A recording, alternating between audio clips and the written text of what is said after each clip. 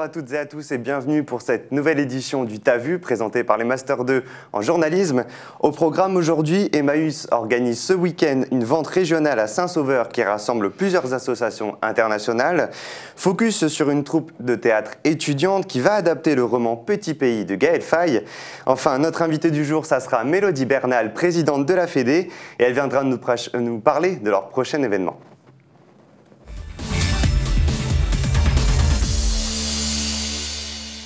Mais tout de suite, retour sur le rassemblement qui a eu lieu mardi soir à Lille 2 suite aux violences la veille.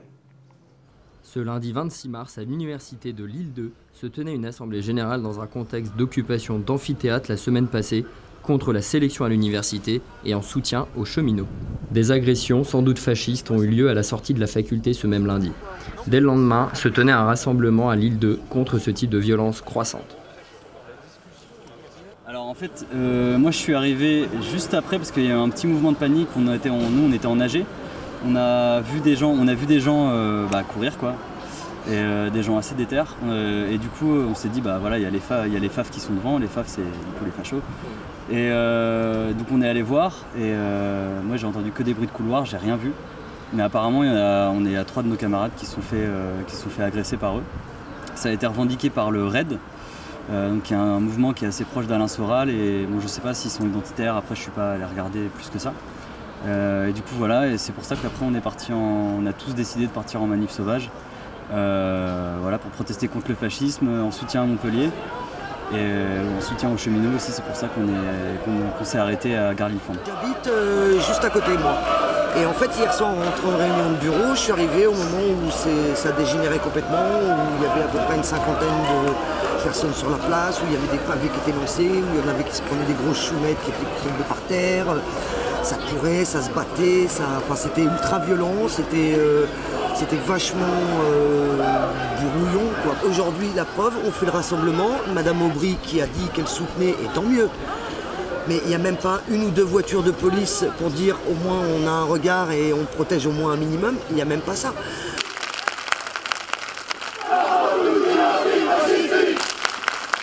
Aucun policier sur place lors de ce rassemblement de soutien. Plusieurs militants d'extrême droite en ont profité pour tenter de le perturber. Suite à cela, une nouvelle AG rassemblant près de 300 personnes s'est tenue pour décider de la suite des actions. Giorgio Passeron, professeur à Lille 3, nous donne son analyse sur le mouvement de contestation étudiant. Petit à petit, peut-être que les temps seront longs, parce qu'on vit dans une situation d'anesthésie totale, voulue par un gouvernement où la notion de démocratie est mise d'après pas mal de nous, de notre point de vue, en question, parce qu'une démocratie qui n'accepte pas une contestation, c'est une démocratie balade. En quelques mots, qu'est-ce que vous avez à dire aujourd'hui aux étudiants et pour l'avenir? Je dirais toujours l'appel que Gramsci a fait en 1919 aux nouvelles générations. 3 choses. Agitez-vous parce qu'on a besoin de votre enthousiasme. Organisez-vous parce qu'on a besoin de votre force. Étudiez parce qu'on a besoin de votre intelligence. Pour le moment, il y a l'agitation. L'organisation, il faut encore la pousser un peu plus loin et il faut quand même continuer à dire à ces étudiants et à travailler avec eux pour construire une étude qui soit une étude critique et créateur à l'intérieur d'une université qui est de plus en plus uniformisée et au service de l'entreprise. Et Gary nous a rejoint sur le plateau pour débriefer ce reportage. Bonjour Gary. Bonjour Théo. Alors comme on l'a vu dans votre reportage, c'est un climat tendu qui a pris place à Lille 2. Il y a eu des violences, il y a même eu des choumettes qui ont été distribuées. Où sont les forces de l'ordre dans cette affaire ?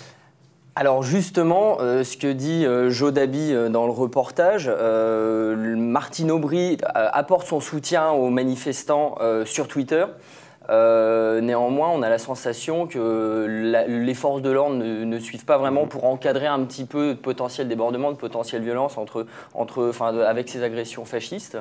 Et on verra qu'à la fin de l'AG, mardi soir, ça partira en manifestation sauvage dans la rue. Là, il y aura un encadrement policier, renseignements généraux. Et là, pour le coup, il y aura un encadrement qui contraste un peu avec le laisser-aller du début de la soirée, quoi. Et le cortège qui s'est dirigé vers la gare des Flandres, du coup? Non, ce soir-là, ils sont allés jusqu'à la place de la République, Sébastopol. Ils se sont séparés ici. C'est le lendemain après-midi qu'ils ont rejoint la gare Lille-Flandre en soutien aux cheminots. Et c'est à ce moment-là d'ailleurs qu'il y a eu la répression policière avec quelques blessés plutôt légers, mais voilà, ces répressions, des menaces proférées envers les manifestants et voilà, ces débordements. Et concernant l'évocation du RAID, donc un groupe qui serait affilié au mouvement identitaire, est-ce qu'on sait qui est derrière ces attaques de lundi soir? Alors, moi, je ne pourrais pas vous dire précisément c'est eux et je vous apporte la preuve ferme. Le RAID a démenti sur Internet justement être affilié au mouvement identitaire et être à l'origine de ces violences. Par contre, beaucoup d'éléments montrent que des groupes comme l'UNI, syndicat anti-grève, anti-blocage, participeraient, enfin en tout cas auraient des individus qui seraient à l'UNI et qui auraient participé à ces violences. On parle aussi de la génération identitaire, ce groupe-là. Voilà, donc on serait plus sur ces groupes que le RAID. Il y a quand même des pistes qui mènent vers forcément des groupes d'extrême droite. Il y a des vêtements, il y a des gestes, il y a des paroles. Et il y a un comportement aussi sur Internet. Et qui découle des attaques de Montpellier, des agressions de Montpellier. C'est dans la suite des attaques de Montpellier. La semaine dernière. Concernant la suite des événements, comment ça s'est organisé à la suite de ce rassemblement? Il y a eu une manifestation qui a eu lieu mercredi. Voilà, donc manifestation mercredi et jeudi après-midi à 14h, décidée en AG le mardi soir. La veille. Exactement. Là, ils poursuivent les rassemblements tous les jours. Avec assemblée générale et pour décider peut-être d'un blocage à venir ou de la poursuite du mouvement, en tout cas de la convergence des luttes avec la réforme de la SNCF et des cheminots. Tout est là, quoi. Et justement, en parlant de ce mouvement, est-ce qu'il y a eu des précédents dans l'histoire, que ce soit dans l'Hexagone ou ailleurs, des affaires similaires dans des universités avec des mouvements de violence tels et qui ont conduit à des manifestations, des cortèges? À des violences entre fascistes contre des grévistes, des bloqueurs. Ça s'est déjà produit, principalement dans les années 70. Voilà, mouvement de contestation de post-68 qui a essaimé des petites graines sur toute la décennie. Là, on a vu des violences fascistes dans les facultés. C'est arrivé aussi, mais selon moi, de manière assez marginale à la fin des années 2000. Voilà, donc ça s'est déjà produit. Moi, ce que je souhaite dire, c'est faire un retour en arrière un petit peu plus grand, aller dans les années 30, où on a vu une montée aussi du fascisme, d'un mouvement d'extrême droite, qui avait des valeurs qui portaient un peu plus d'identité, d'ordre. Et on voit qu'en 1936, dans un moment où on se dit on peut basculer vers un certain fascisme, en 1936, ce qui a été fait en Allemagne, on a le Front populaire, congés payés, semaine de 40 heures, convention collective. Donc ça a été dans un moment où on pouvait basculer d'un côté comme d'un autre, que l'histoire et le mouvement d'émancipation, selon moi, a pu s'asseoir sur ce climat-là, quoi. Très bien, écoutez, merci beaucoup Gary pour ces précisions. On enchaîne avec Charlotte, Justine et Rachel qui se sont rendues à Emmaüs, qui organise une vente régionale à Saint-Sauveur ce week-end. Ce week-end se déroule le salon régional d'Emmaüs à la gare Saint-Sauveur de Lille. L'an dernier, cela avait permis à l'association de récolter 45 000 € employés directement pour des actions internationales, nationales et régionales. Depuis 1954, l'association créée par l'abbé Pierre aide à la réinsertion de sans-abri. Notre premier rôle, c'est une mise à l'abri. Et après, pour ceux qui veulent, c'est une proposition d'un parcours au sein du mouvement. Si on se rend compte que les gens ont des dispositions particulières, on leur proposera de rejoindre nos collègues de l'insertion, pour faire un vrai parcours d'insertion. À son arrivée en France, il y a 3 ans et demi, Chakro était à la rue avec son fils. Il a bénéficié du soutien d'Emmaüs. Emmaüs qui m'a donné des chambres pour dormir, manger. J'ai travaillé ici comme bénévole. C'est 3 ans que je suis là. J'ai fait toujours bénévole. J'ai conduit le camion, j'ai trié, j'ai fait débarras, livraison. J'ai fait la caisse aussi. Et merci Emmaüs. J'ai déjà trouvé un contrat en Bretagne. C'est les relais. Le mois prochain, je commence le travail, salarié. C'est ça, très bien. Merci, je pense. Alain, lui, s'épanouit comme bénévole pour Emmaüs. L'association lui a permis de faire de belles rencontres. Je tombais sur quelqu'un bien qui m'a bien expliqué, donné l'adresse des Emmaüs. Et du coup, ça nous permettait pour avoir un toit, manger et en même temps faire des activités. Et l'autrement, je suis quelqu'un qui aime bien aider les autres. Et du coup, ça tombait super bien pour moi. On fait qu'est-ce qu'on peut en fait. Il n'y a personne qui nous demande pour être le professionnel pour le travail. Et du coup, qu'est-ce qu'il y a de travailler, on travaille, quoi. Ça ne sert à rien de sortir les gens de la rue si c'est pour les laisser là et rien faire, quoi. On est bien là pour leur permettre de réaliser leurs rêves. Ça peut être contribuer à ce qu'ils refassent une formation. Enfin, c'est de leur permettre d'essayer de vivre ce qu'ils ont envie de vivre. C'est pour atteindre cet objectif que le salon régional d'Emmaüs se tiendra à Lille ce samedi entre 9h30 et 18h30. Et Charlotte est avec moi en plateau pour débriefer son reportage, leur reportage pour le coup. Bonjour Charlotte. Bonjour Théo.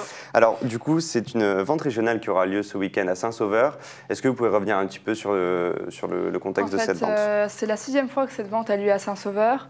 Il n'y aura pas que Emmaüs Nord-Pas-de-Calais, il y aura aussi plusieurs pays. Ils vont jusqu'en Roumanie, donc ça travaille avec l'international, avec Emmaüs International. Et comme on l'a dit, sur le lieu de 9h30 à 18h30, il y a une participation d'1 € pour y aller, juste pour l'association. Et après, on va acheter, parce qu'il y a assez une grande vente avec 3500 mètres carrés, il me semble, de vente. Et est-ce qu'on sait un petit peu combien de fournitures il y aura au niveau des quantités ?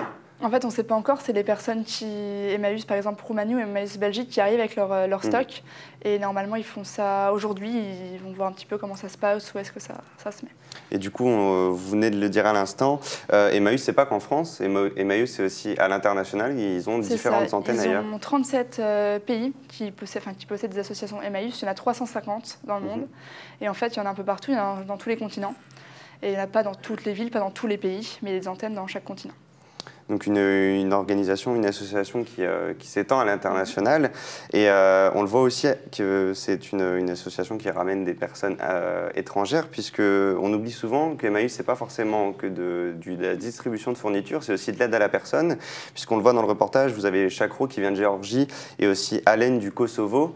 Et Emmaüs, c'est aussi du coup venir en aide aux autres. En fait, par exemple, Chakro et Alain dorment pour l'instant et travaillent à la Halle Saint-Jean. Chakro, il y est depuis 2014. Là, on l'a vu, il va travailler en Bretagne. Et Alain, avant, il était caméraman au Kosovo et il était à Lyon. Et il est venu à Lille pour aider en fait, exprès pendant 2 semaines pour l'événement du samedi. Donc une Emmaüs qui se dirige vers les autres et qui en même temps distribue des fournitures. Merci Charlotte pour votre intervention. On enchaîne ce T'as vu avec la troupe Désaccord, une troupe d'étudiants majoritairement de Lille 3 qui vont adapter le roman de Gaël Faye, Petit Pays.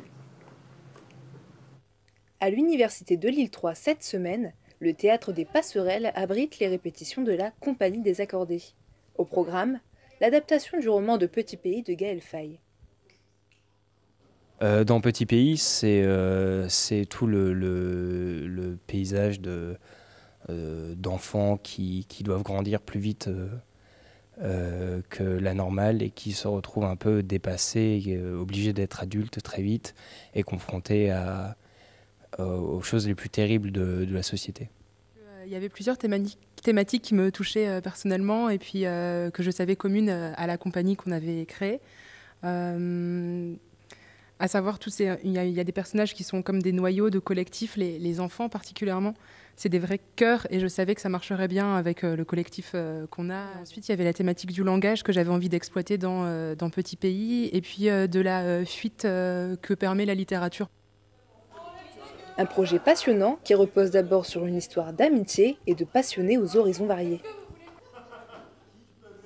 On a tout de suite eu une amitié assez forte, on a fait pas mal de projets ensemble et de fil en aiguille ensuite on est rentré dans une histoire de créer une compagnie et de créer une compagnie et du coup après la création de la compagnie on s'est dit tiens on va faire un projet et Alix avait l'idée de Petit Pays et elle a demandé qui serait chaud pour le faire et moi j'ai levé la main directement.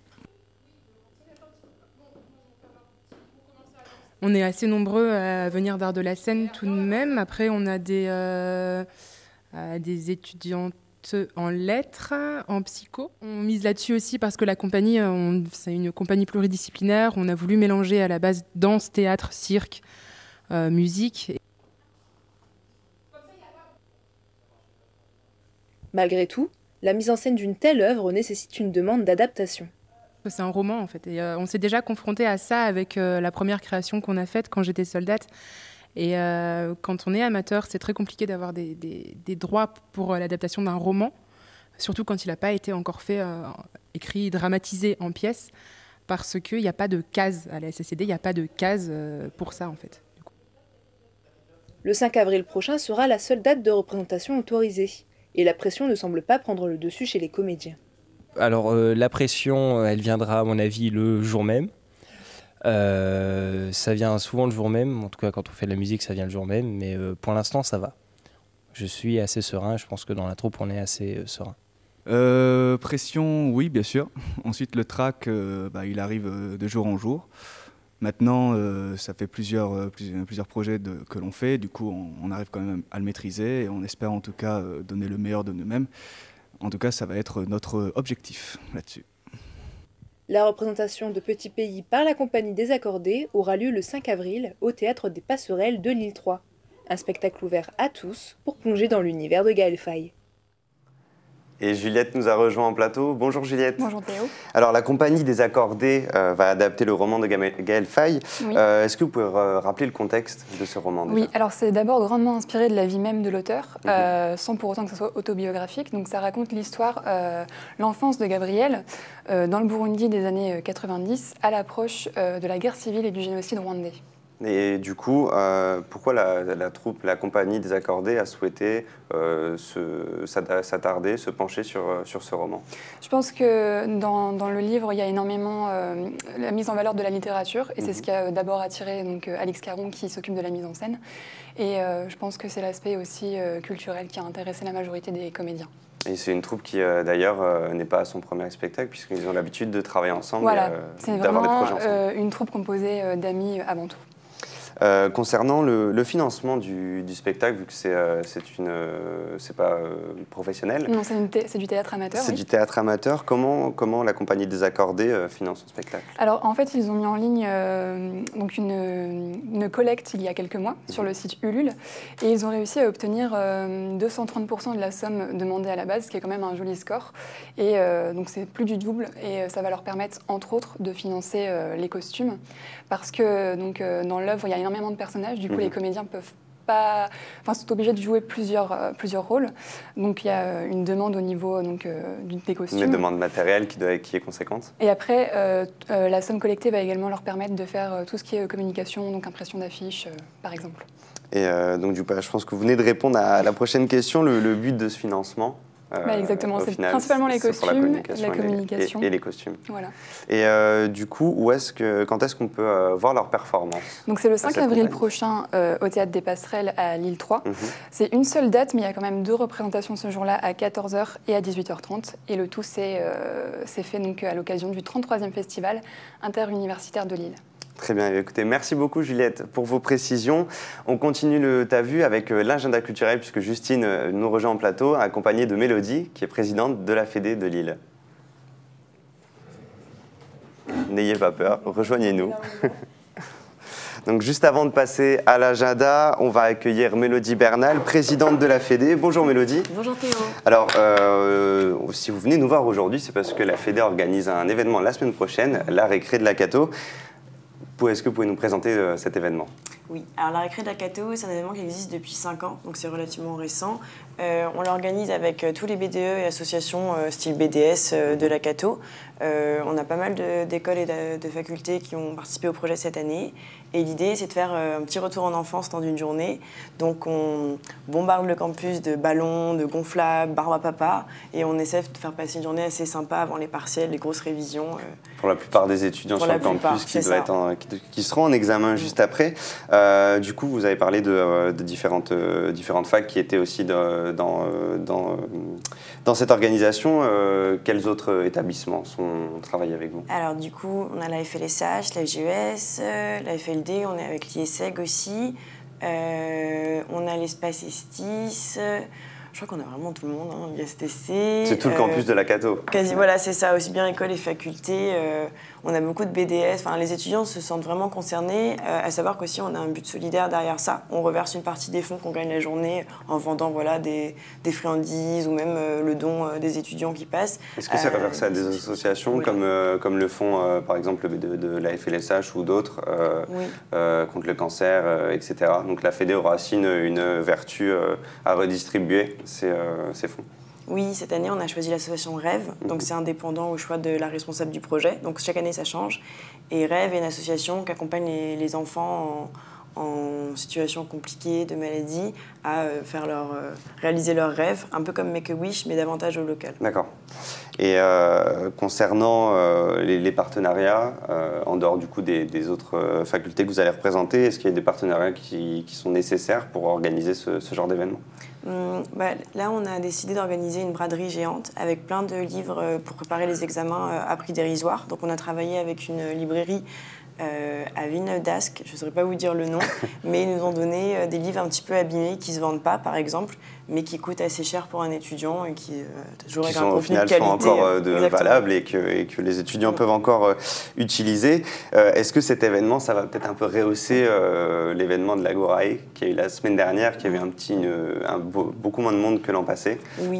Pour essayer de redynamiser un petit peu les événements de la Fédé? C'est vrai que on touche un public différent sur tous nos événements, mais c'est vrai que le jour du Festival Gorille faisait très froid. Il n'y a pas eu le temps escompté et le temps qui aurait favorisé l'avenue de gens. Oui, l'idée c'est de dynamiser un peu et montrer aux étudiants que c'est parce qu'il faisait froid et qu'il n'y a pas grand monde que la Fédé n'est pas motivée. Et là, pour essayer d'améliorer leur quotidien. C'est surtout le temps de notre région qui a empêché d'avoir du monde à la soirée de l'Agorae. Du coup, c'est mercredi prochain. Oui, c'est ça. Mercredi prochain, derrière la faculté de la FLSH. Alors du coup, il y aura la cour d'honneur et le parking, l'espace théâtre de Chardin de 12h à 18h. D'accord, très bien. Alors, notez ce rendez-vous mercredi prochain à la Cato. Merci beaucoup Mélodie pour ces précisions. Puis vous allez rester avec nous pendant l'agenda culturel de Justine. Exactement. Donc là, je vous ai sélectionné 5 événements à venir ce week-end. Et on commence avec le 33e festival de théâtre à l'ICAM qui débute ce soir et qui continuera jusqu'au 14 avril. Pendant ces 2 semaines, il y a 12 troupes de théâtre qui vont se produire à 20h30. Ils présenteront des comédies, des tragédies et aussi des matchs d'improvisation. L'événement aura lieu à la salle Pierre Fouché, au 6 rue Aubert à Lille, et le tarif normal s'élève à 5 €. Ensuite, demain soir, de 15h à 22h, aura lieu le Printemps de l'Arbrisseau 2018. Vous pourrez assister au spectacle des adhérents du centre social et culturel. La représentation sera suivie en fait d'un spectacle de magie et elle se terminera par une soirée un peu dansante fluo, assez sympathique. Ça se passe au Grand Sud. Ça nous emballe énormément. On se dit, pourquoi pas. Sur les années 80 jusqu'à aujourd'hui. Pourquoi pas. Après, ça dépend les talents de danseurs de chacun. Alors, je pense que là-bas, tout est accepté. Ça se passera aux 50 rue de l'Europe à Lille et c'est gratuit, donc n'hésitez pas si vous voulez vous amuser un petit peu. Ensuite, toujours demain, de 14h à 21h, aura lieu le Festiculture. Donc, ça va se dérouler au 7 Place Sébastopol, toujours à Lille, et c'est gratuit. C'est des artisans et créateurs en fait, qui vont présenter leurs produits en tout genre, bijoux, vêtements, art textile. Et sera suivi d'un vide-grenier en fait, qui sera organisé. Et ensuite, ça se terminera par un petit défilé de mode, toujours dans le textile. Ce sera Dorsey Création qui réalisera le défilé de mode, et ça sera à 18h. Et on continue avec American Dream. Donc ça, c'est un autre événement et c'est un rendez-vous culinaire qui est organisé par l'atelier des chefs de Lille. Ça se passe demain. Vous pourrez cuisiner en 1 heure des plats et desserts. Et là, ce sera surtout un bagel lamelle bœuf et un American cheesecake, donc assez sympathique. De quoi donner l'eau à la bouche. Voilà. Et c'est ouvert c'est ouvert à tout le monde. Cuisiniers amateurs. Ouais, exactement, c'est ouvert à tout le monde. C'est 38 € et ça se passe au boulevard de la Liberté à Lille. Et on termine l'agenda avec le concert de Franck Delatreille de 19h30 à minuit. Et son genre musical est un mélange entre pop, rock et folk. Le concert est gratuit, il aura lieu au Jotex Café. Ce sera 50 rue de la Clé à Lille et il sera suivi d'une jam session acoustique. Donc, si vous y allez, n'hésitez pas à porter vos instruments. Un événement qui vous tente, Mélodie? Franck Delatreille, du coup, on les avait au Festival Gorail. Ah oui? Donc c'était assez sympa et assez chouette. Ouais. Donc c'est à recommander, ça à recommander pour les étudiants qui nous regardent et qui voudraient avoir un événement à faire ce week-end. C'est ça. Et Justine, pour vous? L'atelier culinaire, bien sûr. J'en étais sûre, forcément. Bah mais oui. C'est payant quand même. C'est payant, mais c'est un cheesecake américain, quoi. C'est vrai. Et si ça peut permettre d'avoir de meilleures compétences en cuisine après, pourquoi pas. Exactement. Bah écoutez, merci beaucoup Mélodie, merci beaucoup Justine. On se retrouve la semaine prochaine pour notre dernier T'as vu. Un très bon week-end à vous sur les chaînes du Media Lab.